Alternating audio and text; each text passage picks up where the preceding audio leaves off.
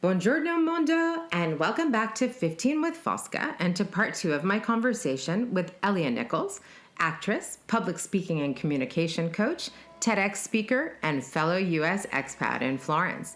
This week, Elia and I take a deeper dive into her TED Talk, and she shares some sneak peeks of it and gives us some small but vital changes we can all adopt to communicate more effectively in all settings. Join us as we also reflect on how to live life harmoniously, on parenthood, and on whether it's possible to have everything and what that really means.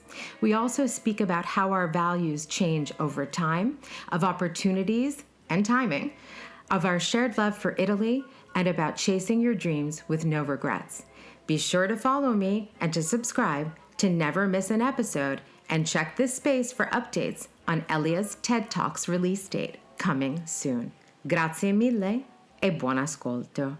Let's talk about the TED Talk. Yes. Because that for me was a real revelation. And, I don't know if I did a lot of acting in the past. I'm a singer.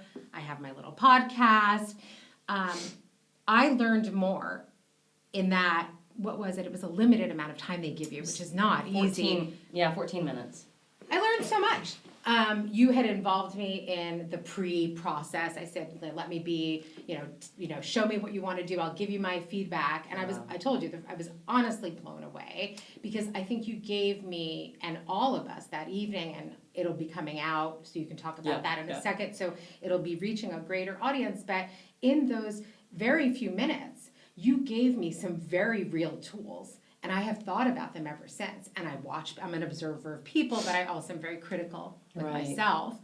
And, getting more comfortable being on video, being more comfortable in my body, using my voice in a different way, using my body in a different way. So I started thinking about all these things, and I think those are useful lessons really for all of us. So tell me about the talk. Tell me about what it was like as an experience preparing for such a big deal, and also how you came upon the topic. I love TED Talks. I've always loved them. And I think it's one of my more recent life dreams was to give a TED Talk. Yeah. No, it was it was hidden. I didn't really share it with anybody. And I was TEDx speaker coach for 2 different TEDx events over the past 2 years. And all the speakers that I prepared, after they did their TED Talk, they said, Elia, you were great. You're such a great coach, blah, blah, but you need to be up here. Why was I on that stage? You need to be on that stage. Oh, yeah. I thought, no, what do I have to say? What would my idea worth spreading be? I don't know if I have an idea worth spreading, right? But enough people said it, and I thought, it is a dream, right? Yeah. So when they asked me last April, I thought, oh my gosh, yes, but then what? What am I gonna say? I'll figure that out later. So I just kind of brainstormed for a while, and I thought, okay, that's the greatest challenge, I think, when you get asked to do a TED Talk is how to whittle down your entire career and life experience into 14 minutes. And honestly, it's supposed to be our TED Talk was supposed to be 9 to 12. Wow. I could not get mine down any more than that without cutting, in my opinion, important content. Sure. So I was just like, it's going to be 14, okay? And they said, people will deal with that. Yeah. But that was the hardest challenge because initially I had 3 points. Okay. So my TED Talk was on, as you know, it was on an actor's secret of how to use your body so that you can communicate with confidence in all settings. Yeah. So that was my idea worth spreading. But initially, I actually had 3 actor's secrets. One about the voice, one about the mind, one about the body. You can't whittle that down into 14 minutes or 12 minutes. And it really, in the end, wasn't one idea worth spreading, was it? It was 3 ideas worth spreading. So if I had to do another TED Talk, I would do on the voice. But I think that if you have to do one thing, if you had to make one change in yourself to be seen by other people in a better light, to immediately present yourself well to others in society, in the professional, world, in the personal world. Yeah. The one thing that I think makes the biggest difference is something I learned in an improvisation workshop that I did. And it's the idea of opening up and taking space with your body and of stillness and all the other things that I talked about in the TED Talk. Because the first impressions that we make stay for a long time. And the first thing people see, they see you, they don't hear you usually, right? I mean, right now people are hearing me and that's my voice taking over, and that's why. That would be TED Talk number 2. But most of the time it's a physical thing, right? We see you. And it's not about how pretty you are or how you're dressed. That counts too, of course. But I actually think that what's most important is how you hold yourself, because people make immediate assumptions about that. And they keep it with them for a long time. So it's some very, very small little tweaks. You can radically change the way that people view you and treat you, right? And so that's why I decided to do my TED Talk on that. How did I prep? So I had already been speaker coach for 2 different TED Talks. That's over 21 speakers. So by this point, I had a formula. Like, this is what you do. Sure. So this is what you do. So you start to minimum 2-3 months ahead of time. So June I dedicated to writing my speech. By the end of June, I had a good, strong 15-minute speech. And then July is dedicated to, because ours was on August 31st. July was dedicated to learning it. So I started memorizing and getting it in my body. And then half to July to half of August was dedicated to trying it out on people. Yeah.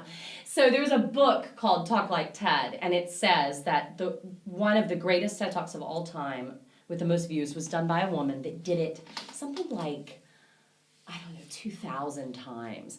Okay, that is probably not necessary. Like, before she did it, because every single time you do it, you get feedback from different types of people. Yeah. And you know it better, right? And you feel more comfortable. Now, I did not do it 2,000 times, but I did it probably 40 times to 40 different people over a month, a span of a month. Elia, that's a lot. It's a lot. And you get so much feedback, and you were one of them. Thank you so much. You're welcome. And the feedback is so helpful because you learn what's confusing, what's not. You learn what's clear and what's not. You learn what bothers people. Yeah. I mean, I cut 2 sections on my talk because it bothered people. There was one character that I had in the talk, a real person, that people just, they got very sensitive when I mentioned it. Yeah, so I cut him. Okay. So you learn how to tweak your talk better, and then you get it in your body. You don't have any of these memorization problems that a lot of the speakers that I've coached had when they got up on the stage. Yeah. I mean, I literally coached a guy who said, I'm really good with memorization. I'm not gonna have any problems. And 2 weeks out, he still didn't know his speech. And I said, you've got to start learning this. I promise you, it's different. TED Talks are different. You don't improvise a TED Talk. Oh no. And he got on that stage and just blanked at minute 5. No. And there was a 3-minute pause where he, on the stage in front of a live audience and 2 big important cameras, just searched for the words. 3 minutes. 3 minutes is an eternity. You just told us that we only have like 7 seconds. Exactly. In the middle of his speech, he just, for 3 minutes, I thought, that is not going to be me. Right? And it wasn't at all? And it wasn't. So by the time I got there, I was feeling really good. But you were nervous up to it. Yeah, that was the greatest shock of my life. So I am like you, Fosca. I don't get nervous. You weren't expecting to be nervous. No. I mean, I don't get nervous anymore. I used to get nervous, but a little, right? It's good. It's good for you. It gives you that adrenaline. That adrenaline. But I was really nervous. You were really nervous. No, I would have been too. Can you tell? No. You couldn't? No. I mean, I know you. Yeah. And I knew that you couldn't not be nervous. I also knew that you were nervous because you told me you were nervous. Yeah, that's right. But there was no way anyone in that audience would ever have thought you were nervous. Yeah. No. It was so interesting. Not at all. I just didn't. So about 2 hours beforehand, the nerves started coming. Like shaky inside and mind completely focus obsessed on, am I going to remember? Am I going to do well, right? And then I did a voice warm-up, which always helps me. It saves me. I did one before coming here today. And all these other TED Talk speakers joined in with me. It was so neat. Nice. There were like 8 of us doing it. And they're real silly and funny, It's like, wow, like weird things like that. That helped because then I know that's my technique, right? Like I have to do a warm-up because that way I know that my body, voice, mind are connected and I'm not going to stumble on my words. And I mean that. But then right beforehand, when I was in the wings, I was so nervous. And there was this woman that was watching. She was giving her TED Talk, and she said, and I thought physician, heal thyself. And she said that in her speech. And I went, duh. Physician, heal thyself. You coach people professionally, Elia. You tell them how to deal with their nerves. Do what you tell them. And the best thing for really, really bad nerves is this breath exercise that I teach called 4-7-8. You inhale for 4, hold your breath for 7, exhale for 8. And you do it 3 times, or as long as you need until you chill out. And I just stood in the wings. I put my hands on my heart and my stomach. I did the breath exercise. And after 3 or 4 breaths, I opened my eyes and I was like, all right, I'm ready. And all of the adrenaline and all the bad nerves, let's say, were gone. And the adrenaline was there to help me. And from there, I felt joyous. Yeah. And it showed. It came through. It was a fun talk. But it was, as I mentioned, like I think about it all the time. Because I listen to the podcast, obviously, after I've recorded it, I listen to my episodes several times. I'm very critical. I say, a ton. And one of the things you address in your speech, among other things, I don't worry too much when I'm on the podcast about the body, because nobody can see me. Even though I'm very expressive, so sometimes that you will see me. Which is good, because we hear that in your voice. But I worry about those ums. And I think all the time, every time I'm about to say I think about you, Elia.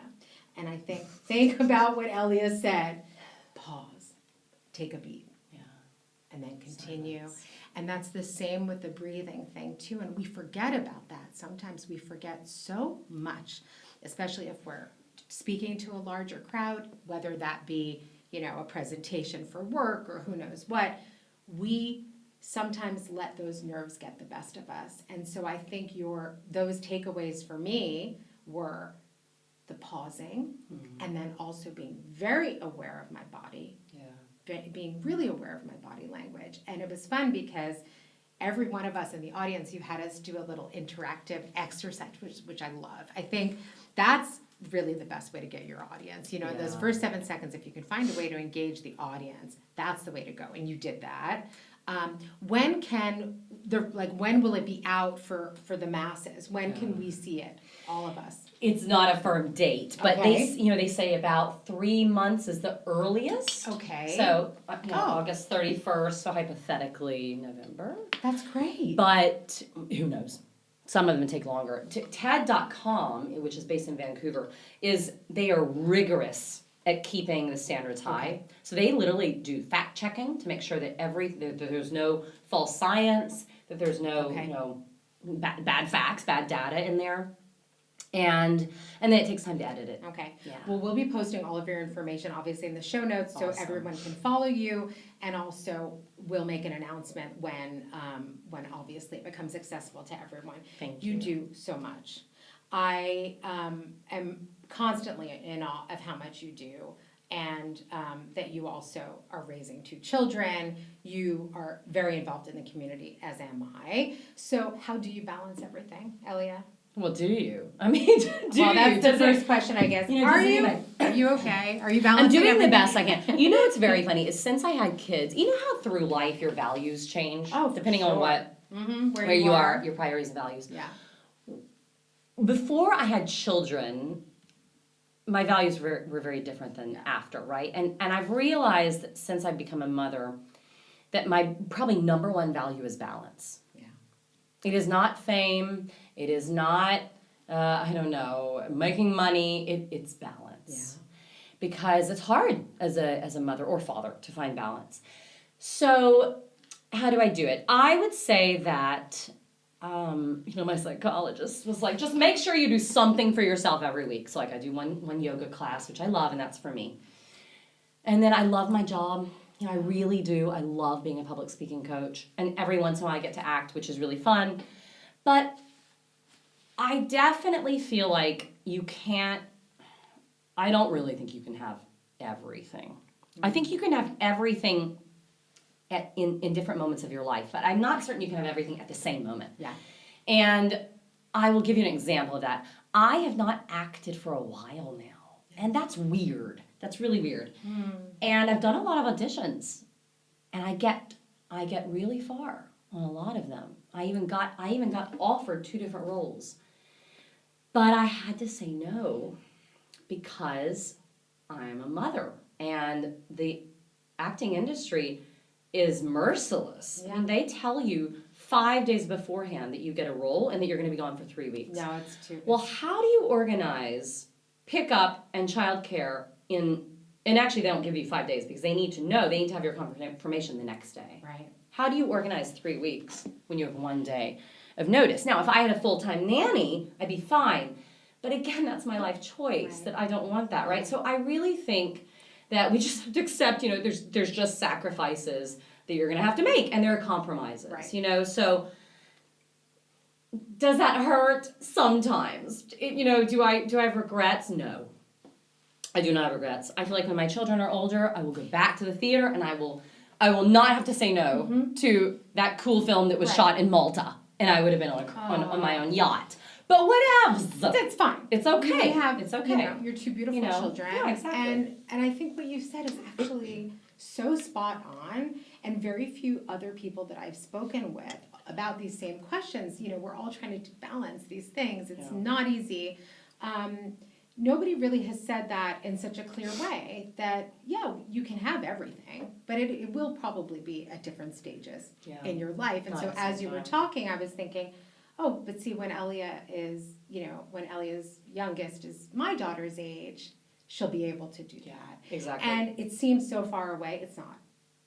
Yeah. And Yeah. I think the balance thing is fundamental because it shows your strength of character and also the way our values do change over time. I think the pandemic also played a role in that for a lot of us. Oh yeah, because the industry shifted Yeah. radically. I mean, you don't audition in person anymore. It's all self-tape that you shoot Yep. from home. Mm-hmm. Well, guess what? My husband's he's not the best scene partner. I love him to death, but he's not an actor.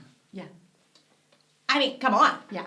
Thank God my neighbor's an opera singer. She gets it a little bit, Good. But I didn't know all auditions are, because I did. 99%. Okay, because for the TV show, I did everything online. I just assumed that was just 99%. Because now casting directors don't have to pay to rent a space to have you come in. Makes so You don't. much We as sense. actors don't have to pay for trains to Right. go and audition in Rome. Yeah. Blah blah blah. No It makes sense. money invested. But you know what? I get almost every job that I audition for in person, Yeah. and I don't get as many on self tapes different. because I don't have an actor to work with, right?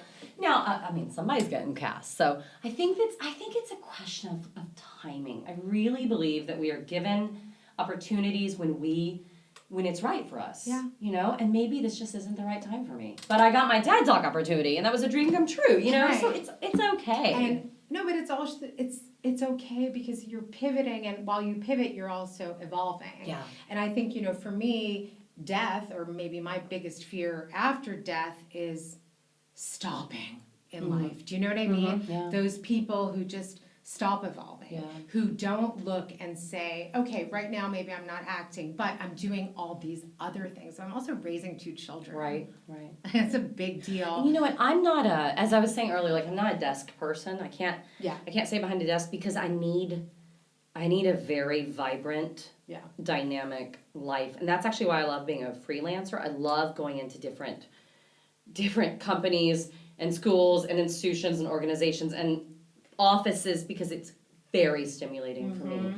And in the same way, maybe someday when I have the time to be able to act again, I'll be so ready for that stimulus. I think you know so what I mean? too. I mean, I was literally getting ready for this podcast this morning. I was in my bathroom putting my makeup on, and I don't know why I had this flash in my head of me at 70 getting this role on a TV show or a film again that was a really great substantial role, but I was 70, and I thought, that's so weird, but why not? Also because thankfully your industry, which was pretty crappy And in harsh terms of on especially women aging, yeah. finally, has realized that we're a really important demographic and that stories about us are actually really appealing. Yeah. So I mean, it might be a grandmother, right? Who cares? But I saw it and I thought, yeah, well, maybe that's it. I love that. And not even when I'm 70, right? No. That was my flash. But No, but it does, and it won't be. But I love that idea that you are so open to the life you're living right now, which is very fulfilling. But that you also have this very clear idea of what awaits you in your future, which is fun. That's going to be a fun chapter. It'll be a different chapter, but it's fun when you get to a point where you see. I'm about a year away from being an empty nester, and you were speaking before about how your psychologist said, do one thing a week that's good for you, that's for you only. It's hard, but I try to do it as well. I play tennis, I do other things, but I think about, when Jada will be at college, I'll be able to maybe go do a writer's retreat for a week. Yes. Oh man.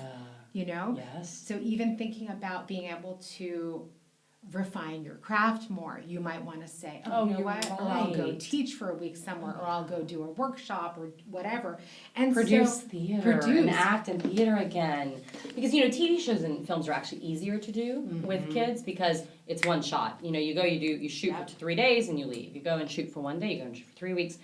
So it's doable if they give you enough time to plan it. Sure. Theater is not so easy when you have young kids because you have to rehearse minimum 3 to 4 weeks at night because theater doesn't pay and everybody has day jobs. And then you have to perform for minimum 1 to 2, if not more weeks, right? How are you not going to see your children and husband for 6 weeks? I mean, you're just not. It's just not realistic, right? But when they're older, they're doing, it's different. It's different. Yeah, so exactly. Theater is your love. Theater's my love. You can see it. You light up when I you start love talking about theater. You just Which is why I love public speaking and coaching because it's live.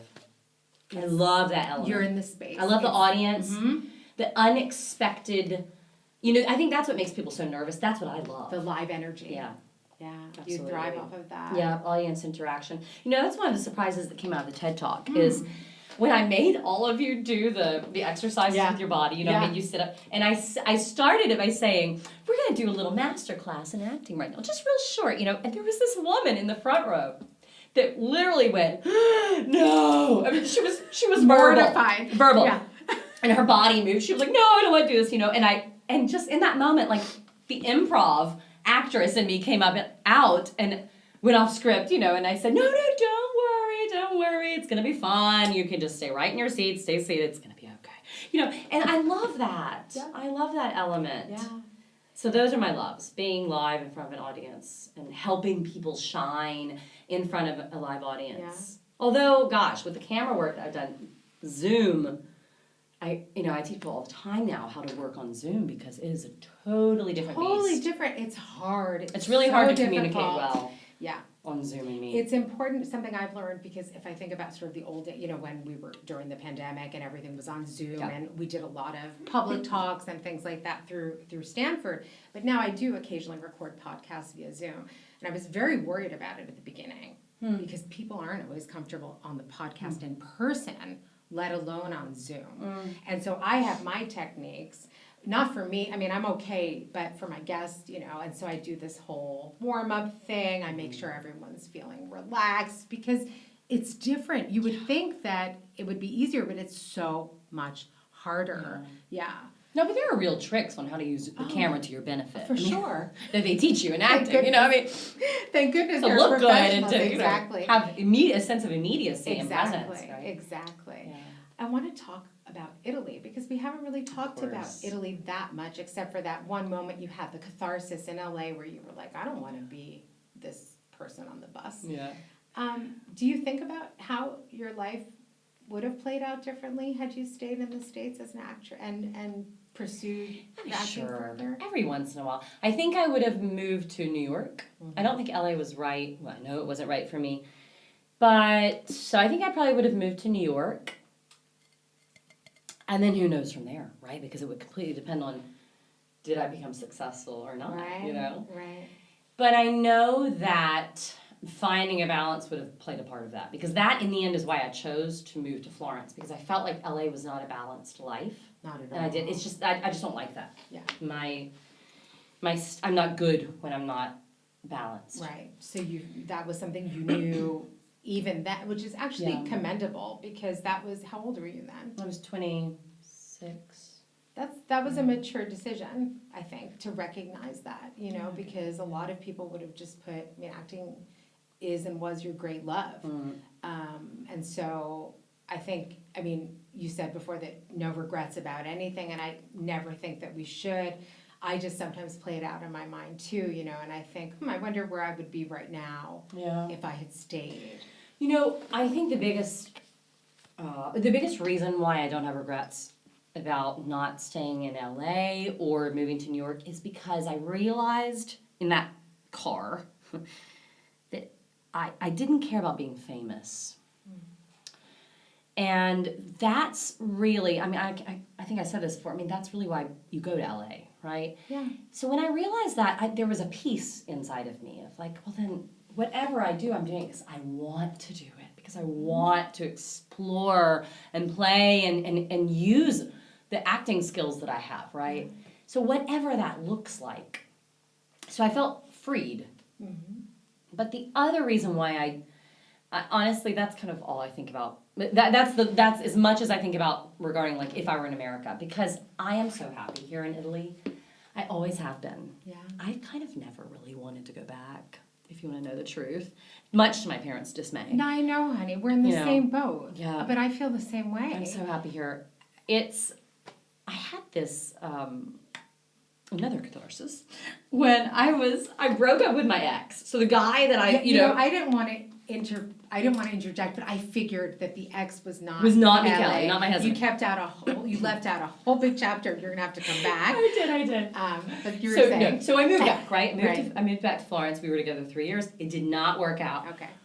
When I broke up with my ex, I moved into an apartment with 2 other people, and it was great, but I was truly heartbroken when we broke up. He was my first love, and so I was in this kind of year and a half of like, I call it my black hole. And I remember one day, about 6 months into the black hole period, I had a little window in my room that looked out onto Piazzale Michelangelo. Yeah. And you could see the Tuscan cypresses. Yeah. And you could see San Miniato, the Church of San Miniato. And I said to myself, I think in 6 months I'll be ready to go back to America. I should go back to America. My parents live there. My sister lives there. A lot of my friends do. I should go back to America. So in 6 months, I'll be ready. And I literally had that thought and kind of decided inside of myself. And I walked up to the window in my room and just looked outside, and I just started bawling. I looked at the cypresses on Piazzale Michelangelo, and I just started bawling. Yeah. And I thought, but I don't want to leave here. Yeah. And I was so, just like the Tuscans are, I realized I was so connected to the land here, the beauty and the land, that I just couldn't leave. And thank God, about, 6 months later, I met my husband. See? Everything happens for a reason. And it's actually funny because you are the only other person that I've met and interviewed on the podcast that had the exact same reaction to Florence that I did. Really? Oh, yeah. Because How when did you get here? Can you tell us? Well, I came here, I came here for the first time as an adult on a trip with my dad. We were in Rome for the summer, and I came to Florence, and we had traveled all over Italy. And the minute I stepped foot in Florence, I had been when I was like 3 years old, but I didn't remember anything. The minute I stepped foot here, I was like, oh yeah, I belong here. That's crazy. And I was already in college. I was studying Italian, but I wanted to go abroad to Paris. I had always had the idea that I would be Fosca in Paris. And just like Emily in Paris, I didn't end up in Rome. Fosca in Florence. I ended up in Florence, right? Love the alliteration. But I had that same exact connection. Huh. And I also came back for somebody else that I didn't end up staying with, right? And then the minute I promised to myself I was going to go back to the States to go to law school and become like a proper contributing citizen to society, I met my ex-husband. So, and I thought many times, Elia, even recently about going back. Who knows? I don't want to ever close a door. Yeah. But the kind of happiness, I think we're both just artists. We're both aesthetes. There's something that, and of course the United States has so much beauty, it's not that, but there's something about the immediacy and the connection. I can't explain it. The richness of life here. I mean, the daily life here is so beautiful, and the food's so good, and the wine's so good, and it doesn't cost so much, and the interactions that you have with the people. The human quality is just so present here So wonderful. still, you know, and I don't think I don't know. We can never say never. Anyway, as we're coming to the end of our conversation, I want to ask you sort of a couple of fun questions. So, favorite Italian actor, actress, or movie? Luigi Locascio in La Meglio Gioventù. Wow. Have you ever seen that? I have. I love it. Unbelievable. I love him, and I love that.